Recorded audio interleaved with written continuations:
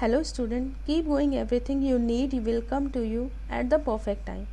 आप अपने किसी भी कार्य को करना चाहते हैं या इस समय आपने किसी भी लक्ष्य को टारगेट किया है तो उसके लिए कड़ी मेहनत करना आवश्यक है। अगर यदि किसी कारण आपका वो लक्ष्य समय से पूरा नहीं हो पाता या फिर आप उस काम को थोड़ा सा डिले हो रहा है या किसी कारण आजकल कोरोना काल चल रहा है तो बहुत से काम डिले हो रहे हैं, तो उसके चक्कर में परेशान मत होइए। बस अपने लक्ष्य को टारगेट करिए, जो आप करना चाहते हैं वो उसके लिए आप तत्पर रहिए और कीप गोइंग, चलते रहिए अपने लक्ष्य के लिए। और एवरीथिंग यू नीड, जो भी आप करना चाहते हैं, जो भी आप प्राप्त करना चाहते हैं उसके लिए चलते रहिए, प्राप्त करने की कोशिश करते रहिए। डेफिनेटली एक ना एक दिन वो आपको अचीव हो जाएगा जब भी आपका एक सही टाइम आएगा। तो हेलो स्टूडेंट, आज मैं आपका स्वागत है गर्मा स्टडी पॉइंट पे।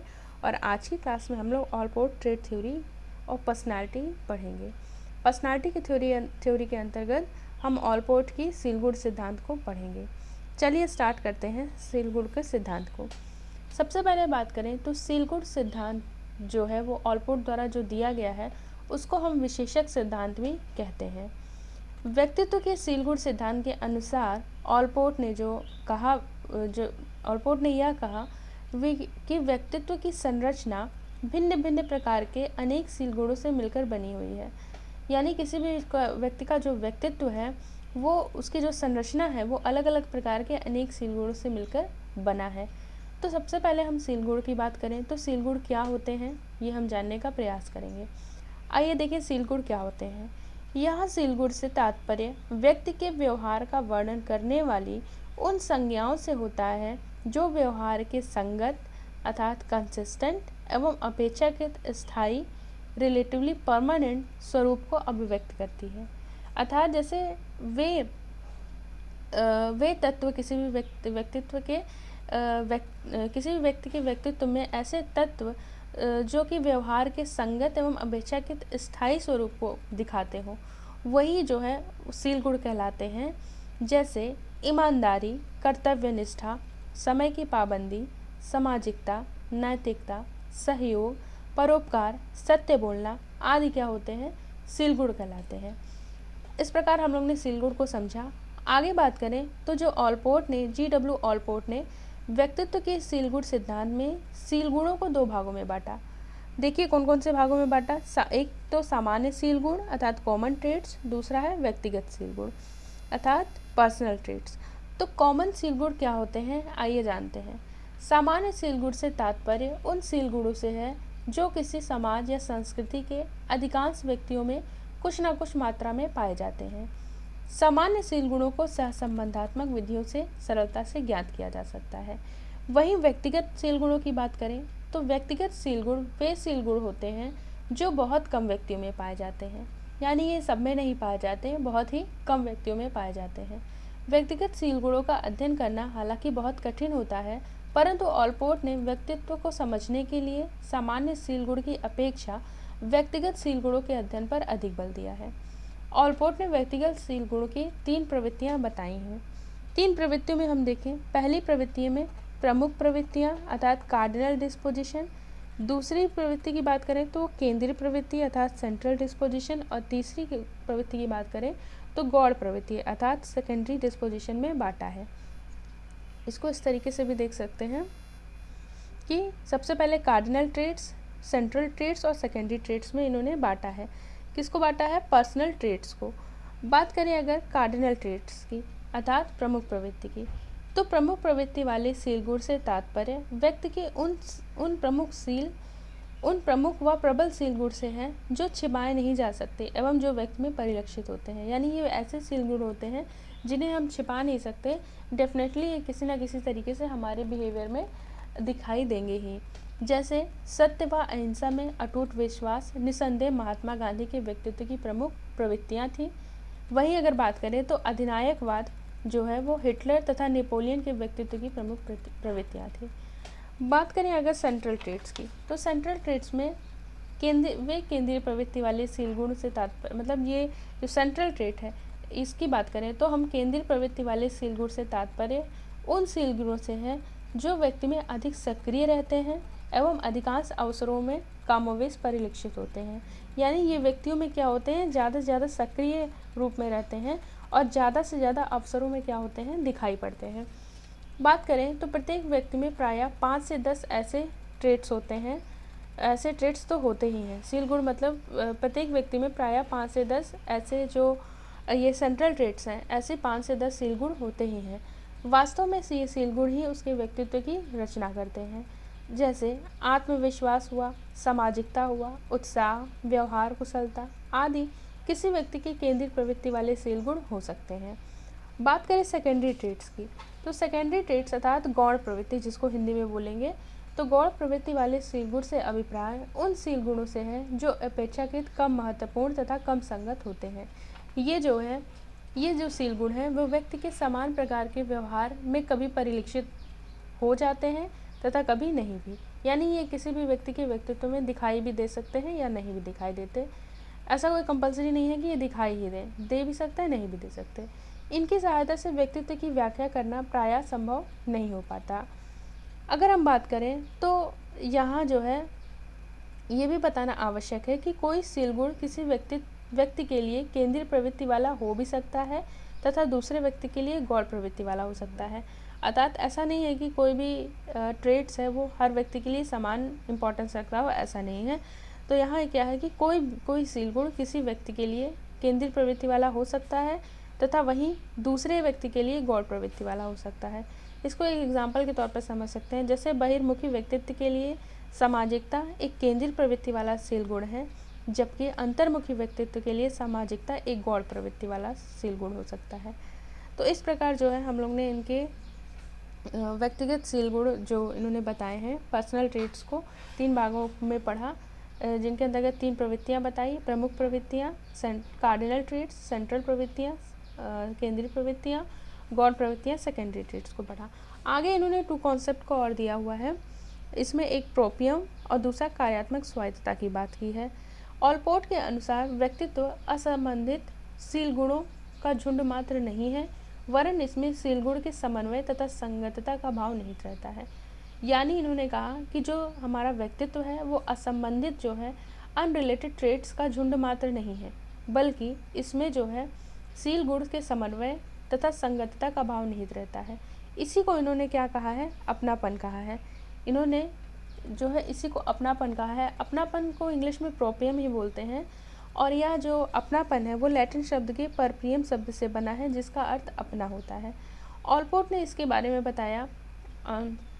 ऑलपोर्ट के लिए जो अपनापन से तात्पर्य व्यक्ति के उन सभी पक्षों से है जो एकीकरण व संगतता के साथ व्यक्ति के अनोखे अपनेपन को दर्शाता है। यानी हर व्यक्ति की पर्सनालिटी में कुछ यूनिक चीज़ें होती हैं जो उसको दूसरे से अलग करती हैं। यही जो है उस व्यक्ति के लिए एक अपनापन यानी खुद का एक पहचान होता है, खुद के व्यक्तित्व को एक दिखाने का तरीका होता है जो कि दूसरे व्यक्तियों से अलग होता है। इसी को उन्होंने जो प्रोपियम कहा है। और प्रोपियम की बात अगर करें तो ऑलपोर्ट ने प्रोपियम के अंतर्गत शैशवावस्था से किशोरावस्था तक फैली 7 विभिन्न अवस्थाओं में प्रोपियम के विकास का वर्णन किया है। इन 7 अवस्थाओं को आइए देखें वो क्या है। बात करें इन 7 अवस्थाओं में तो सबसे पहले जो है पहली जो 7 पक्ष जो इनके हैं, पहले है शारीरिक स्व यानी बॉडली सेल्फ, दूसरा है स्व पहचान सेल्फ आइडेंटिटी, तीसरा है स्वमान सेल्फ एस्टीम, चौथा स्व विस्तार सेल्फ एक्सटेंशन, पांचवा है स्व प्रतिमा सेल्फ इमेज, छठा है तार्किक अनुकूलन रेशनल कॉपिंग और सातवां है उपयुक्त प्रयास यानी अप्रोप्रिएट स्ट्राइविंग।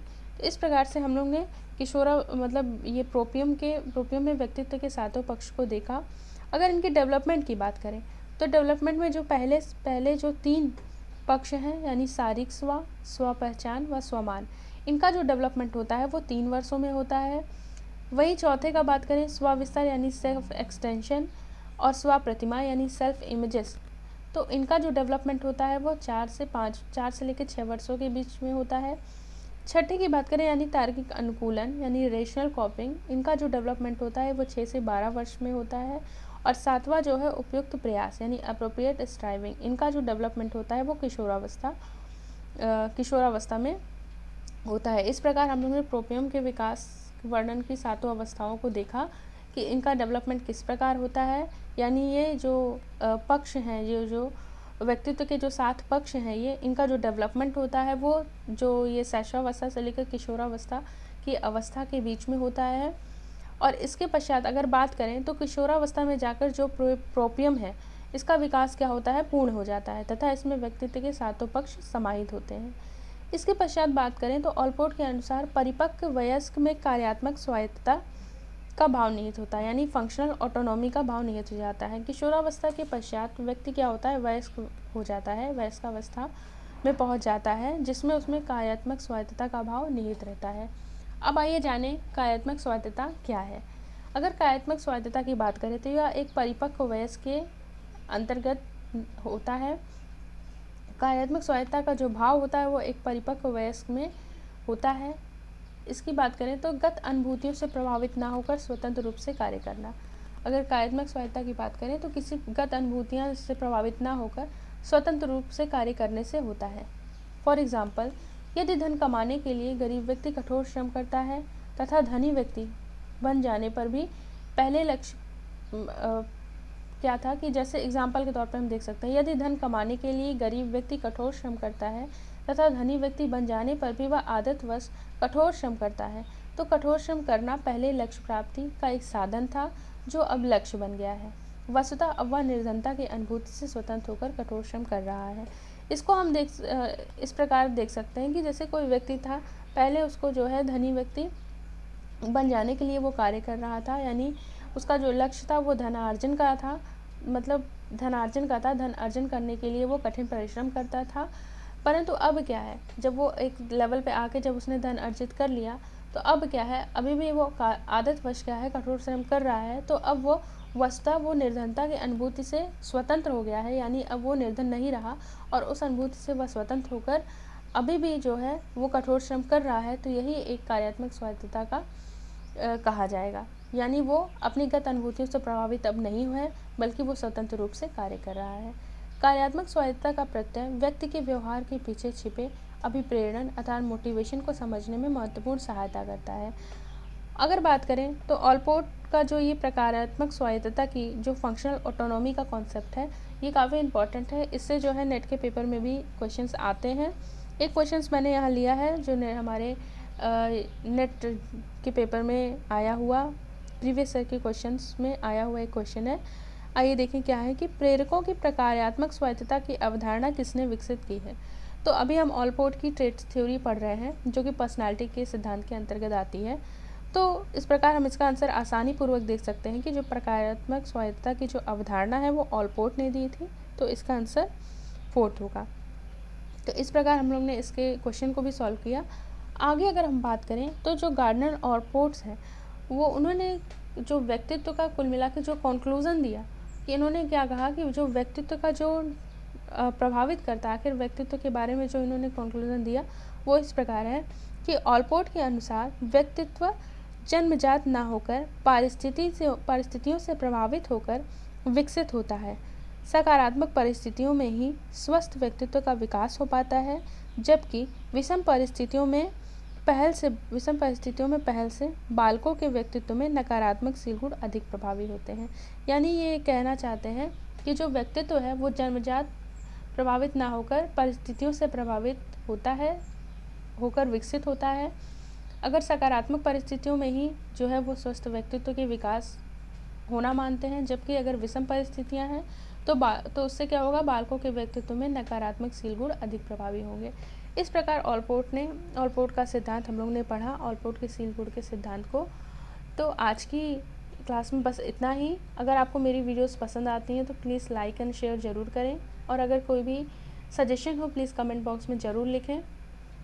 और अगर आपको मेरी वीडियोस पसंद आती हैं और मेरी वीडियोस अगर आपको पसंद आती हैं तो प्लीज़ मेरे चैनल को सब्सक्राइब भी करें। Thank you student.